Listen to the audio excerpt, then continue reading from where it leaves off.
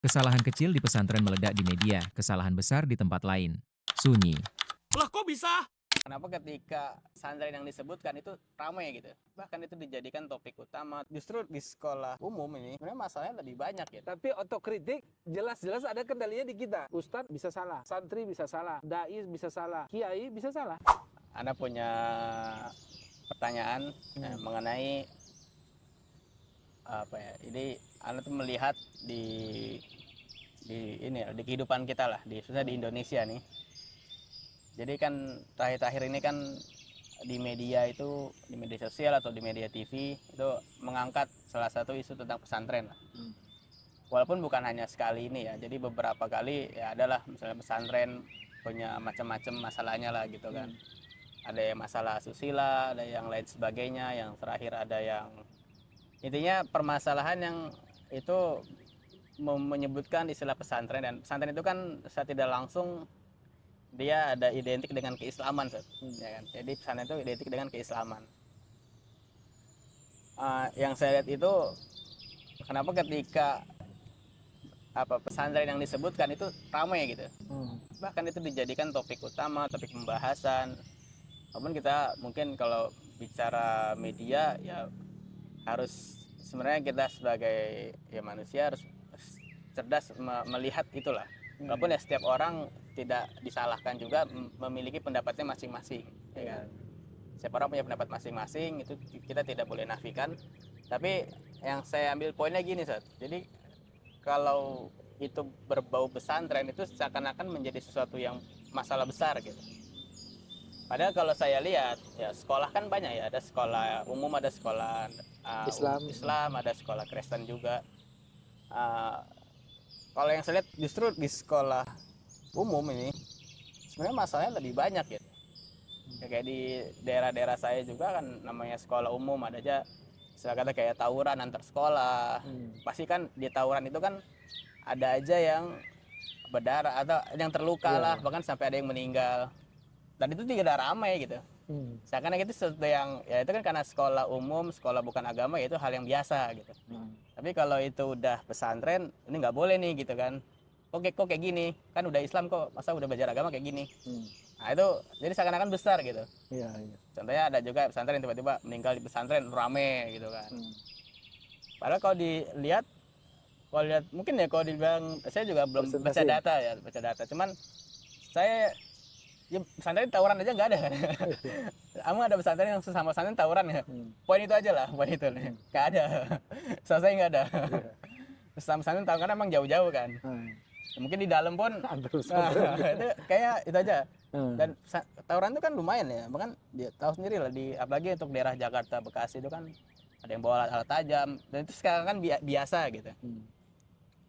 Dan juga ya kayak gitu. Jadi seakan-akan kalau udah itu yang melakukan kesalahan itu adalah orang agama, khususnya agama Islam ataupun di kalangan pesantren, itu menjadi sesuatu hal yang dibesar-besarkan, bahkan kok kayak gini, kok Islam kayak gini.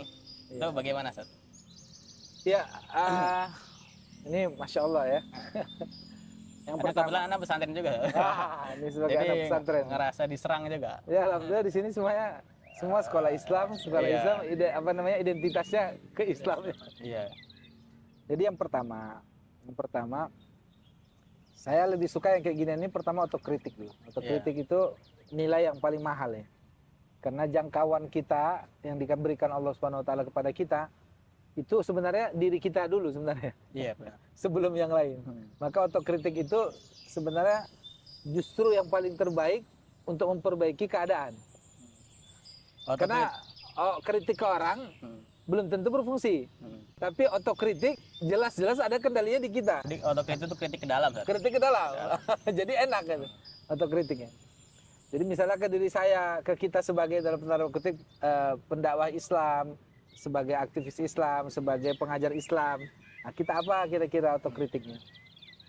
Yang pertama ya saya lihat ya, bahwa kalau kita lihat dalam penjelasan para ulama, walaupun ini bukan berarti sudah disepakati keseluruhan, tapi setidaknya ini menjadi warna pemandangan dalam khazanah keilmuan Islam, bahwa berlaku hukum di mana keutamaan itu meningkat, maka kedurhakaan juga meningkat. Nah, ini dulu. Gimana?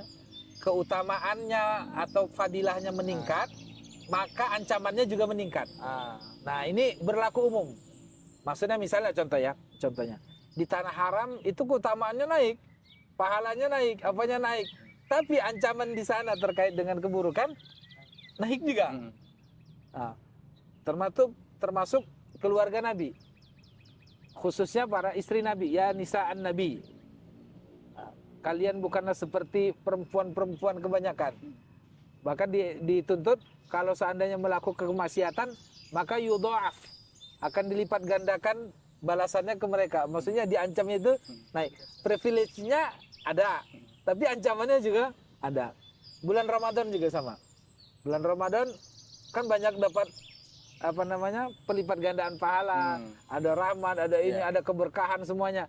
Tapi kalau ada kedurhakaan di sana, ancamannya juga double. Termasuk orang yang nggak puasa di bulan Ramadan. Nggak puasa itu udah salah. Nggak puasa nampilin makan di luar lebih salah lagi. Nggak puasa melakukan hubungan suami istri lebih ancamannya lebih serem lagi. Jadi maksudnya atau kritiknya ke kita bahwa memang termasuklah dengan makna seperti ini, ada ulama menjelaskan ya.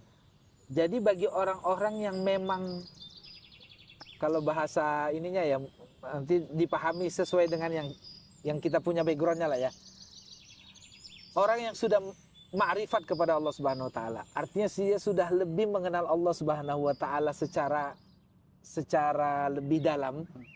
Kalau dia mengalami atau melakukan kesengajaan kedurhakaan itu kayak langsung disentil itu agak-agak lumayan menyakitkan. Berbeda sama orang yang dalam tanda kutip ya awamul muslimin. Orang awam yang mungkin ya dia tahu la ilaha illallah, dia yakin Muhammadur Rasulullah, dia yakin ini wajib, ini enggak wajib, ini haram, ini enggak. Tapi dia enggak sampai sesahdu itu hubungannya dengan Allah. Sehingga kalaupun dia melakukan pelanggaran enggak yang sekencang itu tegurannya. Nah, ini maksudnya otokritiknya di kita itu kira-kira itu. Bahwa dengan privilege tertentu kita juga ada konsekuensi tertentu. Tapi, nah kalau yang saya lihat dengan fenomena belakangan, justru memang tendensi itu lebih kuat. Jangan-jangan justru ada agenda dalam tanda kutip itu menyerang simbol Islamnya.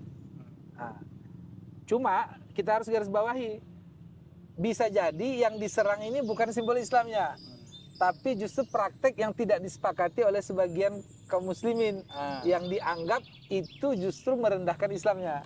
Baik. Nah, itu harus kita apresiasi juga.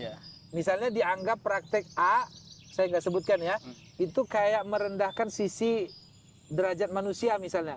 Ya boleh-boleh saja orang berpendapat. Ya, sehingga menurut dia itu harusnya tidak seperti itu.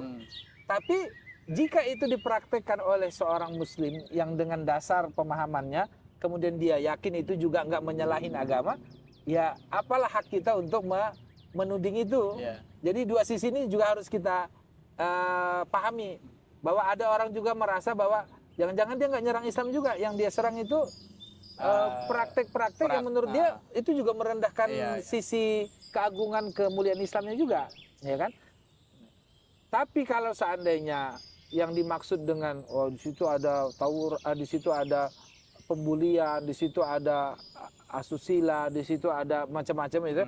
Kemudian dia bilang itu kan buktinya bahwa sumbernya itu adalah agama itu sendiri atau sumbernya adalah simbol-simbol agama. Maka kita katakan salah karena datanya boleh dicek. Data pelecehan seksual, data kematian, data kriminal, data yang itu sumbernya atau tempatnya di simbol-simbol Islam, baik pesantren, sekolah Islam atau apapun itu, lembaga-lembaga keislaman, sama yang di luar keislaman. Coba boleh di-compare. Saya pernah sekilas mengikuti, itu lebih besar yang di luar yang lembaga-lembaga Islam.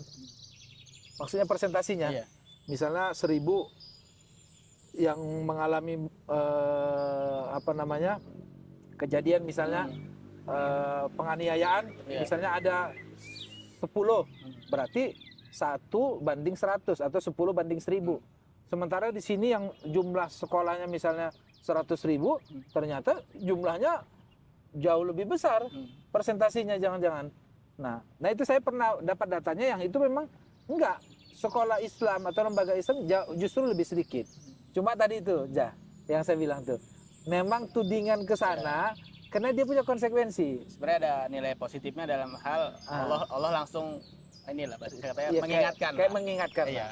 bahwa orang kalau sudah diistimewakan Allah Iya. dengan keimanan, dengan ketinggian Islam, ya memang tanggung jawabnya Iya, lebih. secara tidak langsung itu juga udah takdir rencana Allah juga. Kita tidak bisa Itu bagus pungkiri. juga. Jadi hikmahnya tetap besar. ada hikmahnya sebenarnya. Ya begitu kira-kira. Jadi otokritik ke kitanya juga ada, tapi juga pelurusannya bahwa pelurusan di semua sisi ya. Iya. Orang yang menganggap itu praktek yang nggak baik, harusnya begini, sumbernya kena prakteknya. Jadi nggak mungkin sumbernya dogma Islamnya, tapi sumbernya kesalahan manusianya. Iya. Itu udah jelas. Iya. Maksudnya tidak ada yang kita kultuskan. Ustadz bisa salah, santri bisa salah, dai bisa salah, kiai bisa salah. Iya. Nggak ada yang kita kultuskan. Jadi yang kita kultuskan, ini artinya sucikan ya. Iya. Yang kita sucikan ajarannya saja. Iya. Ajarannya saja. Sedangkan orangnya ya kita hormati. Iya, Secara betul. umum kita hormati. Tapi juga yang disucikan artinya nggak mungkin salah adalah ajarannya. Ya kalau istilah ada peribahasa tuh kalau yang bicara tentang yang satu salah semua kena atau apa? Oh, gara-gara nilas titik rusak susu sebelanga. Iya. Gara-gara nilas titik rusak susu sebelanga. Jadi satu yang sebenarnya benar, kita harus lebih objektif saja ya. Iya, objektif. Ke orang pribadinya. Ya memang perbuatan itu salah. Salah, betul. Kita tidak bisa benarkan Kalau dia berlakukan salah, ya salah aja. Tuh. orangnya. Tapi Nanti problemnya kadang kan orang yang Islam, orang yang semuanya itu yang kena gitu. iya. Itu kadang pandangan lain itu ada beberapa saya lihat dia punya pandangan seperti itu tuh menurut saya agak kurang Iya, iya. Jadi Memang- dia mengadakan ya kalau kita ke orangnya memang benar, kita nggak bisa membenarkan masa dia Melakukan A. asusila misalnya melakukan Kemudian perbuatan yang buruk A, kita bilang itu benar karena dia orang Islam ya. Enggak Karena juga. dia orang Islam, ya enggak juga. Bahkan dari saya bilang itu, Heeh. kalau dia udah lebih bagus lagi ke Islam, lebih soleh, justru memang lebih rawan. Iya, lebih Rawan. Dan secara psikologis, termasuk juga dalam pandangan sosiolog ya. Jadi orang yang punya kayak orang punya sumber harapan orang lain kebanyakan lah, itu akan memang sensitif. Sedikit saja dia kayak secara moral dia di bawah, itu memang akan memancing. Maksudnya misalnya seorang kiai, seorang ulama, itu kalau penyelewengannya ada sedikit saja, apalagi yang terkait susila yang akhlak-akhlak gitu, wah itu sensitif. Nah itu otokritik. Walaupun ya tetap aja dimanapun ya perjalanan Islam, bahkan di kalangan para sahabat, di kalangan para tabiin, di kalangan para ulama, tetap aja lah namanya dosa. Ya itu bisa hinggap ke saya, bisa hinggap ke siapapun. Yang kalau seandainya itu terjadi, udahlah nilai objektif saja bahwa dia manusia, dia salah, udah bilang aja salah. Tapi nggak langsung mengatakan sebabnya adalah keislamannya tidak berdampak apa-apa atau keislamannya justru atau bahkan menjurus ke kelompok kayak bahkan ke lembaga pendidikannya. Nah, gitu kan. itu khawatir juga ya. Iya. Baik. Ya, siap.